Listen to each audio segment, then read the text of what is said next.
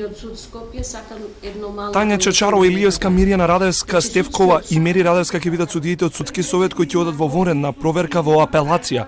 Одлуката 11 гласа за и 1 член против дојде на предлог на претседателката на судски совет Весна Дамева.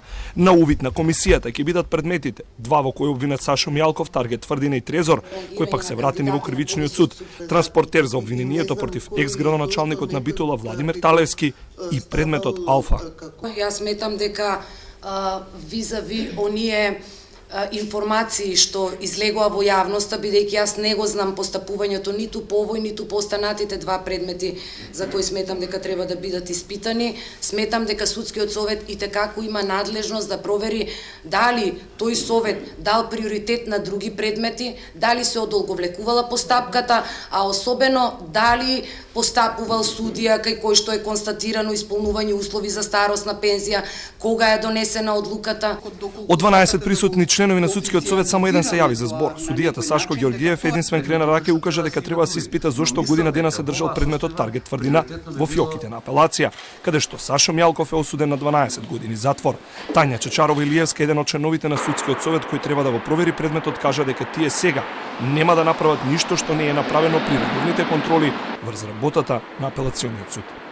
Има причини кои што треба да ги утврдиме прецизно во смисла на тоа дека советот составен од судиите кои што се наведени, што го слушаме и гледаме од медиумите, а ние тоа мислам дека треба конкретно да го утврдиме, да видиме дали е се во тој ред и дел во ред, за да немаме никаква доза на сомнеш. Што би вршела работната група во контрола, надзор над што?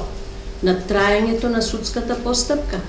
Како паралела треба да се земе тој совет судски, колку предмети имал во овој период, колку предмети решил во овој период, дали имаме по однос на овие предмети намерно одолговлекување или состојбата налагала, во зависност од прием на предмети, текот на постапката да се движи така. Седницата продолжи со меѓусебна препирка откако актуелната претседателка ја прозва претходничката да објасни пред членовите какви притисоци трпела и дали ќе ги подкрепи наводите за судско бизнис елитата која одлучувала во невисокото судско тело, наведени при нејзината оставка. Би сакала и да слушнам дали денес или на работен состанок кои се причините за во врска со изнесените наводи во вашата изјава за судско бизнис интереси, групи, како лоби, како беше спомнато, точно не знам. Значи, останувам цврсто позади се до тоа што го наведов во ставката, а за тоа што сум превземала и што ќе превземам понатаму, се надевам дека времето ќе работи во моја полза.